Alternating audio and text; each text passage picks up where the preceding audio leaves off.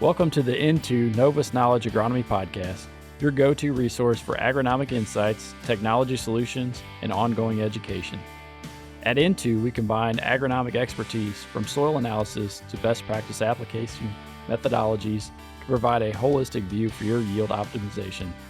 Our focus is on practical strategies that improve efficiency and drive better results in the field. Join us for interesting discussions, expert advice, and the latest advancements shaping modern agriculture.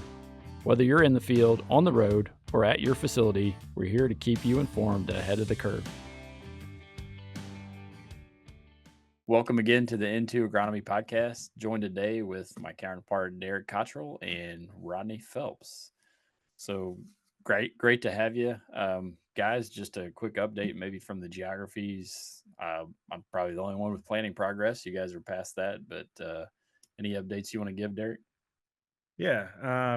So I guess overall my territory, corn is pushing V5. I saw my first V6 cornfield yesterday. I'm sure we'll talk plenty about this over the podcast here, but with the cooler weather conditions, things are moving slow. And so corn's, like I said, about that V5 hitting a critical timing. But then soybeans are anywhere from V2 to V3. Saw my first V4 corn or V4 soybean, but that would be the furthest along. And nothing's really moved stage-wise dramatically here over the last week. But overall, everything looks good, and for the most part, planting is complete at this point. So, Rodney? Yeah, so planning's complete. Corn is in, a lot of it is from anywhere from V4 to V6. And soybeans are same as Derek. We did encounter some replant after some heavy water and some crusting, but for the most part, bean crop is looking good, and corn crop also. Me on the other hand, we're still planting. We're finishing up, but probably 95% planted on corn and probably pushing 80% on soybeans. But yeah, we've got two distinct planting dates. We've got April planting, and then we've got this May planting that's gone from middle of May on till now. Corn, the earliest V7, there may be some V8 in the river bottom, but that'll move fairly quickly with the 80s coming. And then soybeans, yeah, we got beans from just planted to just emerging to probably my earliest or V2, maybe V3, but not quite as far along as you guys.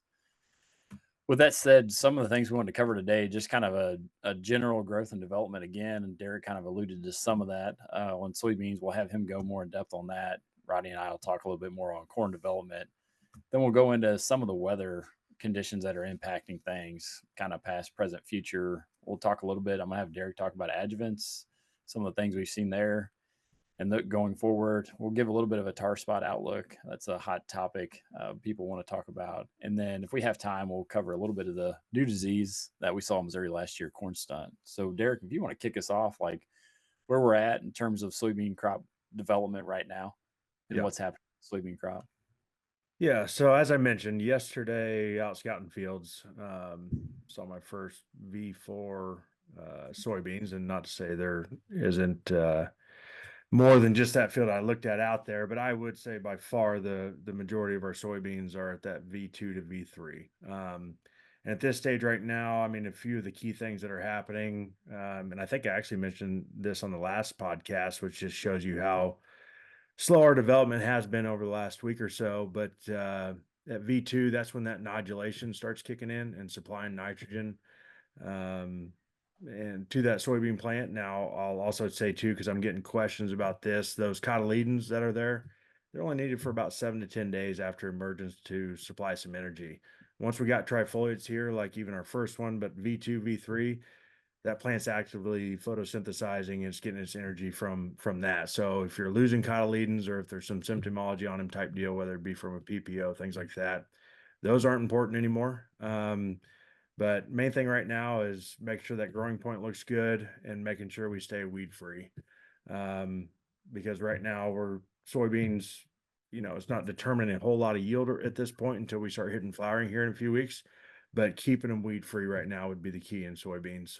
That post pass needs to happen timely, and making sure we have everything in line there because our water hemp is coming fast, and some of our pre's have been on now for 5-6 weeks. And depending on rainfall, things like that, that's probably about as much as you'd want to expect. But don't miss your opportunity to layer in a residual here over the next 7 to 10 days or so. But Good points, Derek. On the corn side of things, I mean, I'll say ditto to what you just said. A lot of what we're discussing now, V7-ish corn, if we're in that frame, is very similar to what we were talking about last time. So I won't belabor it. I'll just say at this stage, V6, V7, we're determining row number around on that ear this early in the game. Plant's also switching over to its nodal root system, its permanent root system. And so the weather can have some impact on that. Rodney will talk a little bit about that. And then at V7, we're also initiating that tassel too. So a lot of things going on at a very early stage that most people don't realize within this corn right now that will determine yield later on. So Rodney, I don't know if you want to mention a little bit about this cooler weather, just some of the impacts it's had on this corn on growth and development. Yeah, so some of this corn has went through what we call the ugly duckling stage. It's been cool. And some of it may have had a herbicide pass on it, so it's metabolizing herbicide. But the other thing to be cognizant of is when we have cool temperatures like this, we tend to stack the nodes. And so I was in some corn yesterday that was at the same V stage, V5, but one of them was 14 inches tall and one of them was 8 inches tall. So we want to be cognizant of we can't go by the crop height. We need to actually look at the collar development so that we know what stage our crop is, not only for determining where we're going in the future, but herbicide passes were not off label on some of our herbicide passes and weeds. But another watch out is forecasted here in the 90s this weekend and sunshine. This corn's going to explode and it's going to elongate quicker than normal. And so then we may get brittle. So it seems like, guys, we never have a perfect world. There's always something. So need to be cognizant of those things. And once a corn crop gets a good heat and good sunshine, things change drastically. In 24-hour period, the crop will change. So if you've got some ugly duckling or some thing, boy, what's wrong with that corn? Go back tomorrow or the next day after you've had heat and sunshine, and it'll be a whole different story. Yeah, Rodney, I think one thing just about that, I think about all the rapid growth syndrome questions I've gotten this year more than my entire career, but that corn's just been sitting there not doing anything for the last week in the cool temperatures. So yeah, to your point, normally it moves a lot faster and it's going to now. Now we get to 90.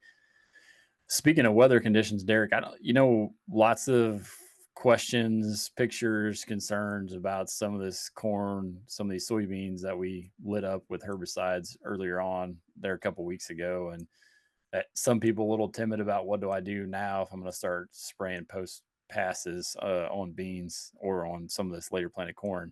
I guess just if you want to go through a little bit from the adjuvant realm of things, like what do I do? What should I do? What shouldn't I do? All those pieces. Yeah, well, and in terms of what you should and shouldn't do, I mean, unfortunately, when it comes to adjuvants and things like that, it's really tough to have a one size fits all type deal. Adjuvants are certainly extremely important into our herbicide tank mixes.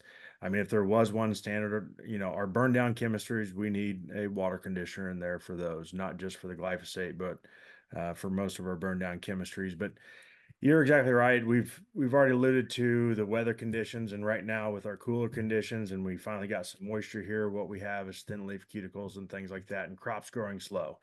I think one thing people need to remember is that crops have to metabolize that herbicide just like, not necessarily like a weed would, but it still has to metabolize it even if it doesn't kill it. And so been getting a lot of crop response calls there. And I think one of our bigger concerns happens with adjuvants is, do I have too much oil? Is it going to be too hot? Things like that. Problem is that just all depends on your tank mix. I mean, I guess first of all, I would, understand what you're already putting into the tank. I think when we think of oils, we think of adjuvants, and that's when we're adding it. But we're actually adding, in some cases, oils or emulsifiers to our tank mixes with our herbicides that we have in there. So you take something like Enlist or some of our Group 15s, things like that, they will actually carry in some oil And if I have a tank mix with that, that might be a little bit more aggressive, and I'm cool right now with lush conditions and those cuticles haven't hardened off, I might back off that oil recommendation that I had. Now, I'm cautious saying that because, Nick's heard me say this, most of my reps have. I always believe that good weed control is right on the edge of crop response. And in a lot of cases, we're trying to take either a broadleaf out of a broadleaf or grass out of a grass. We have to find that balance between good weed control, getting aggressive enough that we're going to kill things like water hemp and lamb's quarter, but still reaching a acceptable level of crop response. Not condoning crop response, but we do have to get aggressive, because what will be more impactful than the crop response is that weeds that are in your field later on in the season, which that leads me to another point too. I'd rather get more aggressive with my adjuvant, whether that be an oil, things like that, early on in the season with soybeans and stuff before they really start determining yield once we get to flowering, then later on in the season chasing weeds, right? And so it really is a judgment call. It's not a black and white on, hey, run this oil with this tank mix at this rate type deal. It's going to be case by case. When it comes down to it, talk to your agronomist, talk to your adjuvant supplier. But I will note too, hot weather doesn't necessarily mean crop response. That's probably one of the biggest misconceptions I get is, well, it's 90 degrees out, I can't run any oils, anything like that. Well, think about it. Why does lamb's quarter and water hemp get so hard to control when it gets hot and dry? Because they thicken off and harden off. Our crops do the same thing. And so if we're going out there whenever it gets hot and dry and we're spraying nothing but surfactant with a chemistry that needs an oil, we're probably not going to kill the weeds. We probably won't ding up the crop, but we're not going to kill the weeds either. And so what did we really accomplish at all, right? So understand what is in the tank. It's going to be probably a case by case scenario, but reach out and discuss that if you're confused on that. But in any case, corn or beans, nothing good happens after R1 and soybeans in terms of herbicide apps, and in general, nothing good happens after V8 and corn in terms of herbicide apps and adjuvants and things like that. Be proactive regardless with what you're using, and we're going to be better off. But yeah, sometimes we need to adjust our adjuvant rates and things like that. But again, it depends on what we already have in there and what you're trying to go after, right? So not a direct answer, Nick, but it does depend case by case. So Yeah, no, I think those are good points, and I would agree with you 100%. I'll take a little bit of crop injury early on to kill the weeds right. than letting the weeds go, and I know they'll cost me yield later. Well, and we Um, say crop injury. I'll add there though too that we say injury, but it's not yielding back. Most of it can be cosmetic, yep. and it doesn't always correlate to yield. But that goes back to making sure we're doing it timely type thing when the plant's less sensitive to it. So One last question for you, Derek. So what do you think? I don't know if you're in the same boat, but at least in the geography I'm in, just went through a really cool period. We've had a little bit of rainy weather, misty weather here. If I'm going out and I'm spraying today when it's supposed to be almost 90 and sunny after it was just, let's say, 60 degrees the last 3 days, what should I expect there? Yep. And so I mentioned a minute ago that heat doesn't always mean crop response does harden off. That hardening off process does take several days. And I can't tell you exactly, but generally we'll say 3 to 4 days of hot weather and stuff will start to harden off. Right now, since we're in that transition period, especially in my territory, we are going from 60-degree temperatures and we'll be almost 90 by Sunday.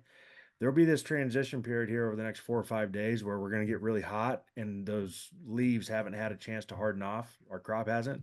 And therefore, crops I could see once we get really hot here over the next few days and we're going out with applications, they could be sensitive and going to be more sensitive to some burn and crop response type scenarios. So again, over here over the next 4 or 5 days might be a scenario as we get hot where you want to back that off. Here, 10 days of really hot weather, we might want to stick with our normal recommendation and get aggressive again because that crop's gonna be hard enough at that point. But great point, Nick, because I do think our crop's going to be sensitive here over the next 4 or 5 days when we first get hot before those crops have a chance to harden off. Yeah. Those are all good points, Derek. Speaking of the weather and the cooler weather we had, I mean, that's a perfect lead in to talking about another subject which involves cool weather a little bit, and that would be tar spot and corn. That's been a hot topic in Missouri the last couple of years. I'd say it's been a really hot topic this winter just because it was so detrimental to at least us in this state. last year, especially within the geography that I cover. And so it's top of mind.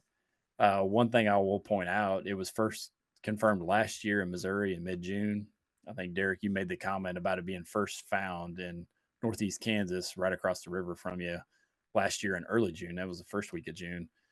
In 2023, we had some confirmation in Missouri in June as well, kind of that mid June timeframe. So just pointing out that we're kind of getting close to that period where we've seen it in Missouri the last couple of years. Now, generally, it's been the initial infection, and then it's kind of halted or stopped, and then it rears its head again later. But it is favored by cooler conditions. It's favored by lots of moisture, precipitation. It really likes those extended periods where we have highs or average, I shouldn't say highs, where we have average temperatures between mid 60s, mid 70s. And last year was a perfect scenario for it, especially in July in Missouri. We were kind of unseasonably cool, which really flared that stuff. I was just looking up last night, what's the average air temperature been in Columbia over the course of May so far? 62 degrees. So we're about 4 degrees cooler than normal. That's a pretty good start for it. One thing they've kind of found the last couple of years with tar spot is that air temperature, the cooler temperatures are more important for that initial infection. Now, the moisture comes into play when we want subsequent infections and we want it to really rear up. That will really help.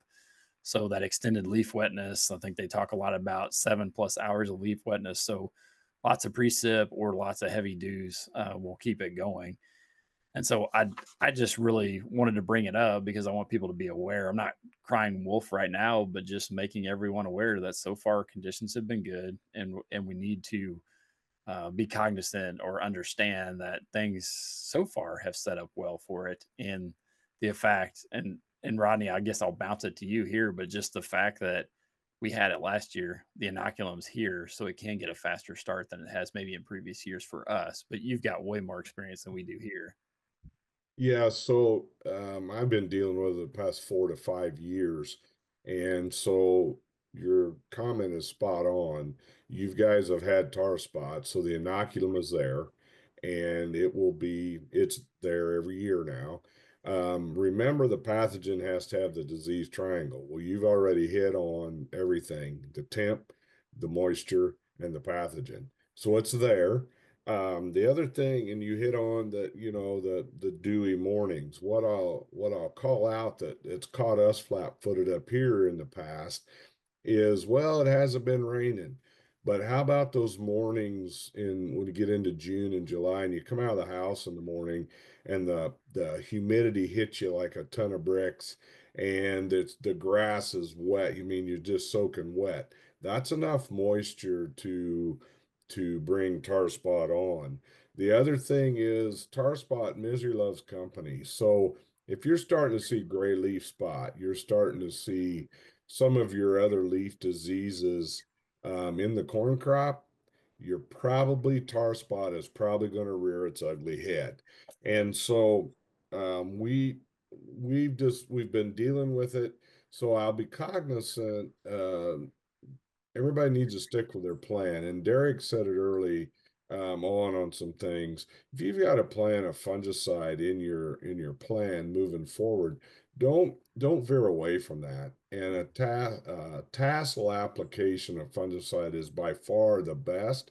But if you're really concerned and you have an area that you had high tar spot, if you haven't post chemistry to your corn yet, throwing a fungicide in with the post chemistry helps start to give that plant the ability to kind of help fight off tar spot. The other thing is genetics are a big player. Some genetics are better against tar spot than others, but I caution they're all susceptible. And there's nothing on the market today that is resistant to tar spot. So it's an animal that needs tamed. Now, if it comes in as early as you guys are talking in June, you've got to be aggressively managed on it because it will hurt yield. Up here, last year, it didn't come in till probably late August, early September. Crop was made. It was all cosmetic, but it is something to be cognizant of because the inoculum is there, and we have found even following soybeans that the year prior they had tar spot and then they follow with soybeans, the inoculum's still there. So just something, don't want to cry wolf, but you guys are set up for the disease triangle that tar spot is there. Well, I appreciate those comments, Rodney. Derek, you've had quite a bit of experience up there in Northwest Missouri the last couple of years too. I don't know if you want to add.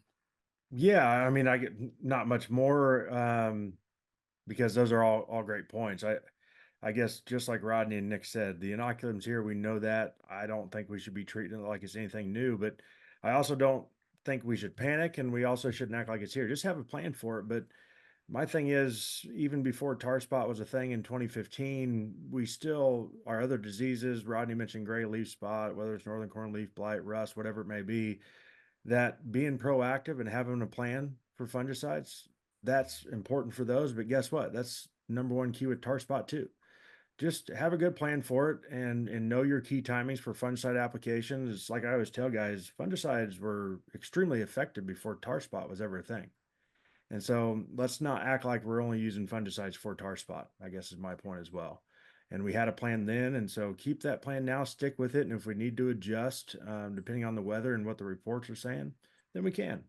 But definitely, if you don't have a plan in place, that's going to be strike one with tar spot. But stick with the plan and we'll see what happens here. And we'll keep reporting on what we're seeing. So Remember Appreciate too, that. guys, that once you see tar spot, you can treat, but you're not going to cure what's already there. So it's a treat before you see type situation. So you have to have a plan to get that fungicide on there because we can't take the black spots away once they're there. Well, appreciate that, guys.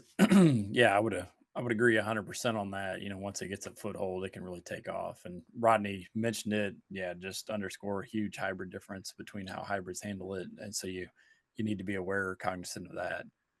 I tell people a lot. I have the last couple of days asking questions. You know, I thought Southern rust caused some massive yield losses in corn between fungicide and not.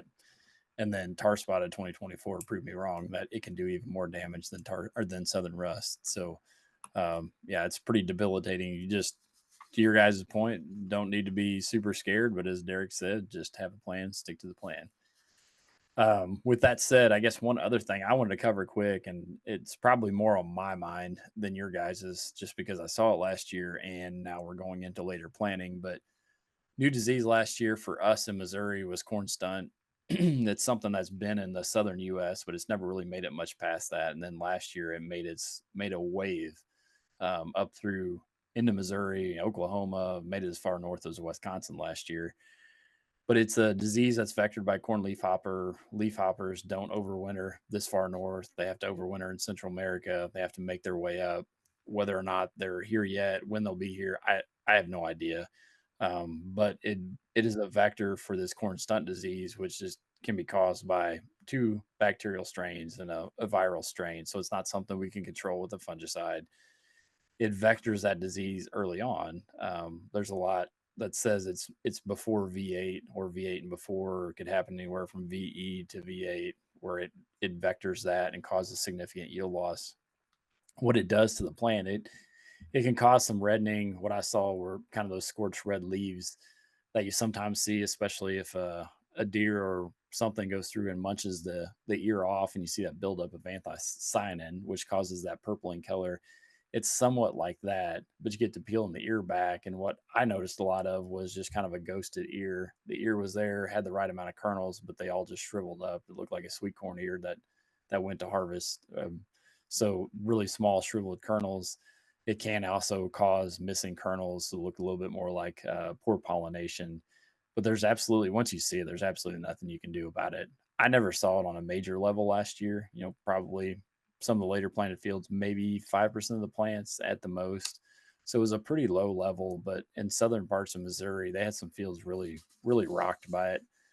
And if you go into South America, it is not an every year problem. It's, they say maybe an every 3 to 4 year problem for them, but they can see massive yield losses up to like 70%.